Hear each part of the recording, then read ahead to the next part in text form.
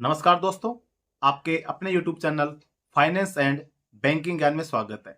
आज के वीडियो का टॉपिक है एसबीआई के अंदर पर्सनल लोन, खास करके गवर्नमेंट एम्प्लॉय और वो भी जैसे सीएपीएफ के अंदर, पुलिस वगैरह के अंदर, रेलवे में, आर्मी, नेवी, एयरफोर्स में जॉब करते हैं, जिनके लिए एसबीआई एक्सप्रेस क्रेडिट स्कीम का जो पर्सनल लोन है उसके बारे में बात करेंगे कि आपको लोन कितना मिल सकता है, कितने साल के लिए मिल सकता है, इंटरेस्ट रेट क्या लगेगा, कौन कौन से डॉक्यूमेंट चाहिए, पूरी जानकारी। इसके अलावा आपको जो प्रोसेसिंग फीस वगैरह चार्जेस है, लोन क्लोज करने का चार्जेस क्या क्या लगेंगे, पूरी जानकारी आपको आज के इस वीडियो के माध्यम से मिलने वाली है। चैनल पे अगर आप पहली बार विजिट कर रहे हैं, चैनल को सब्सक्राइब जरूर कर लीजिएगा। वीडियो को लाइक नहीं करते, एक लाइक जरूर कर देना। दोस्तों, सबसे पहले बात करें एसबीआई के अंदर जो एक्सप्रेस क्रेडिट पर्सनल लोन है, खास करके जो सीएपीएफ कर्मचारी हैं या फिर डीएसपी के कर्मचारी हैं या फिर रेलवे पुलिस वगैरह में जॉब करने वाले स्टेट पुलिस के कर्मचारी हैं, इनको ये पर्सनल लोन मिलता है और उनका जो सैलरी अकाउंट होता है एसबीआई के अंदर, तब ये लोन मिलता है। बाकी लोन की तुलना में जो डॉक्यूमेंटेशन है, चाहे इंटरेस्ट रेट है, चाहे बाकी आपके प्रोसेसिंग फीस चार्जेस वगैरह, सभी के अंदर इस लोन पर छूट मिलती है।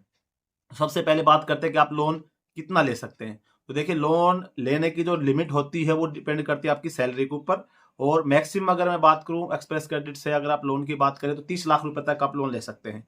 बाकी आपकी रिक्वायरमेंट और आपकी जो प्रोफाइल, आपकी जो सैलरी है, उसके हिसाब से आपका कितना लोन बनता है वो मैं आगे बात करूंगा। अभी बात आ जाती है कि भाई आपको जब आप लोन के लिए अप्लाई करेंगे तो इंटरेस्ट रेट क्या लीजिएगा।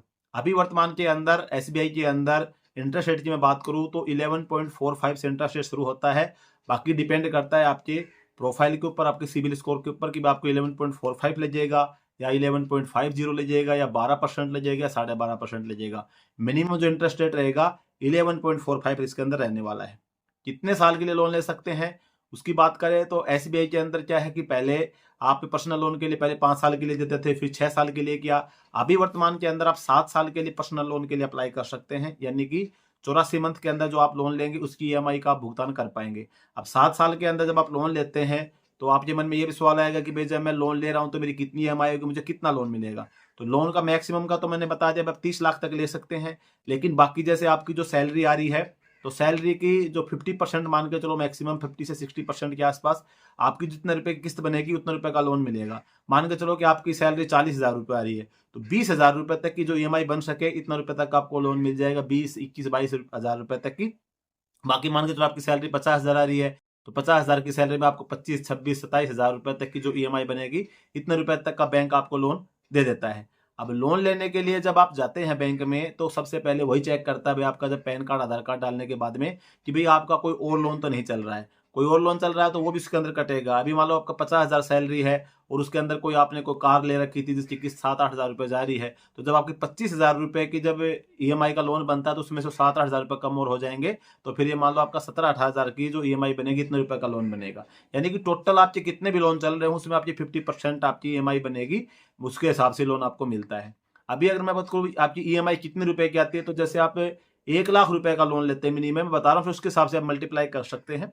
1 लाख रुपए के लोन के ऊपर आपकी जो किस्त बनेगी 7 साल के लिए 1736 रुपए बनेगी। अभी अगर आप 6 साल के लिए लेंगे तो बढ़ जाएगी, 5 साल के लिए लेंगे तो और ज्यादा बढ़ जाएगी। अब वो डिपेंड करता है कि आप कितने साल के लिए लोन ले रहे हैं। बाकी अगर 7 साल के लिए मैक्सिमम इसके अंदर आपको 7 साल के लिए लोन मिलता है। 7 साल के लिए अगर आप लोन लेंगे तो आपकी जो ईएमआई आएगी 1 लाख के ऊपर 1736 रुपए आएगी। यानी कि अगर 10 लाख रुपए का आप लोन लेते हैं तो 17,360 रुपए आपकी ईएमआई आएगी। अगर आपकी सैलरी 32, 33,000, 35,000 रुपए तक है तो आपको इजीली 10 लाख रुपए तक का लोन मिल जाता है और आपकी जो ईएमआई बनेगी 7 साल के लिए 17,360 रुपए आपकी ईएमआई बनती है।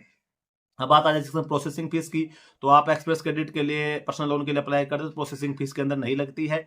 31 जनवरी 2025 तक एसबीआई ने अपना ऑफर निकाला हुआ है, बिल्कुल जीरो लगता है। बाकी मैक्सिमम टाइम क्या होता है कि जितना आपका सीएपीएसपी अकाउंट है, डीएसपी अकाउंट है या फिर आरपीएफ वगैरह का जो सैलरी पे आपका जो पैकेज अकाउंट होता है, उनके ऊपर जो एसबीआई होता है पर्सनल लोन के ऊपर कोई शुल्क वगैरह नहीं लेता प्रोसेसिंग फीस का, तो शुल्क आपका इसके अंदर नहीं लग रहा है। अब बात आ जाती है अगर आप इस लोन को टाइम से पहले क्लोज करते हैं तो प्री क्लोजर चार्ज। अब प्री क्लोजर चार्ज में क्या है कि बाकी अगर कोई आपका नॉर्मल लोन होता है, चाहिए एसबीआई के अंदर पर्सनल लोन नॉर्मली लोन होगा तो उसका बैंक जो होता है, जो आपका अमाउंट जो बच जाता है उसका 3% तक आपसे जो प्री क्लोजर चार्ज वसूलता है। लेकिन अगर आप एक्सप्रेस क्रेडिट पे जो लोन ले रहे हैं तो इसके अंदर प्री क्लोजर चार्ज जो होता है वो आपको 6 महीने के बाद अगर आप इसको लोन को क्लोज करते हैं तो किसी प्रकार का चार्ज नहीं लगता। दूसरी कंडीशन ये होती है कि जैसे मान के चलो कि आपने 1 साल तक लोन अपना चलाया, पर्सनल लोन 1 साल 2 साल चला लिया, उसके बाद फिर आपको लोन की रिक्वायरमेंट होगी। तो जैसे आपने 10 लाख रुपए का लोन लिया था, 2 साल के अंदर आपने मान लो कि 3 लाख 4 लाख तक भर दिया, तो बैंक से आपको फिर रिक्वायरमेंट हुई तो आप जैसे 10-12 लाख रुपए के लिए आप अप्लाई करेंगे, तो आपका जैसे पहले का 6-7 लाख बचा था वो बैंक उसी लोन से काट देगा, ऊपर का जो 3-4 लाख आपको बचेगा वो दे देगा। तो उस सिचुएशन के अंदर भी बैंक आपसे किसी प्रकार का ना कोई आपका प्री क्लोजर चार्ज लेगा, ना ही किसी प्रकार से आपसे प्रोसेसिंग फीस लगती है। तो इस प्रोसेस से भी आप अपना लोन अगर दूसरा अगर सेकंड लोन लेना चाहते हैं तो ले सकते हैं। तो इंटरेस्ट रेट का आपको पता चल गया, मैक्सिमम कितना लोन ले सकते हैं उसका पता चल गया। इसके अलावा अभी बात करेंगे इसके अंदर डॉक्यूमेंटेशन की।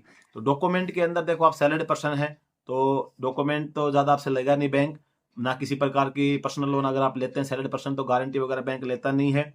फिर भी इसके अंदर बैंक में देखो, अगर आप लोन के लिए अप्लाई करेंगे, डॉक्यूमेंटेशन सबसे मेन आपका फर्स्ट में पैन कार्ड और आधार कार्ड मांगता है, जिससे कि आपके जो सिबिल स्कोर वगैरह पैन कार्ड से चेक किया जा सके कि भाई आपका कौन प्रकार का लोन चल रहा है, आपकी जो आप लोन की ईएमआई वगैरह भरते हैं टाइम से भरते हैं कि नहीं भरते, किसी प्रकार का फ्रॉड तो आपने नहीं कर रखा बैंक के साथ में। तो आपका पैन कार्ड डालते पूरी डिटेल आपकी आ जाएगी, जैसे आपकी इंक्वायरी में आपका सिबिल स्कोर वगैरह पूरी जांच आ जाती है, तो उसी के बिहाफ पे फिर आपका जो लोन का इंटरेस्ट रेट भी जुड़ता है, बाकी आपकी डिटेल भी पूरी निकल के आ जाती है। तो सबसे पहला डॉक्यूमेंट तो पैन कार्ड आधार कार्ड हो जाता है। उसके बाद में फिर आपका सैलरी स्लिप, आपकी मान के चलो कि लेटेस्ट 3 मंथ की आपको सैलरी स्लिप देनी पड़ेगी। जिस भी डिपार्टमेंट में आप जॉब कर रहे हैं, आप डीएसपी है यानी कि डिफेंस के अंदर हैं, या फिर सेंट्रल आर्मड पुलिस फोर्स में है, रेलवे में है, या फिर स्टेट पुलिस में जॉब कर रहे हैं, तो 3 महीने की आपको सैलरी स्लिप देनी पड़ेगी। इसके अलावा आपका जो अकाउंट है जिसमें आपकी सैलरी आ रही है, उसकी 6 महीने की जो बैंक की स्टेटमेंट होगी वो बैंक अपना खुद भी निकाल लेगा, नहीं आप भी अपना योनो वगैरह से डाउनलोड करके दे सकते हैं। एक ये डॉक्यूमेंट आपसे मांगता है बैंक।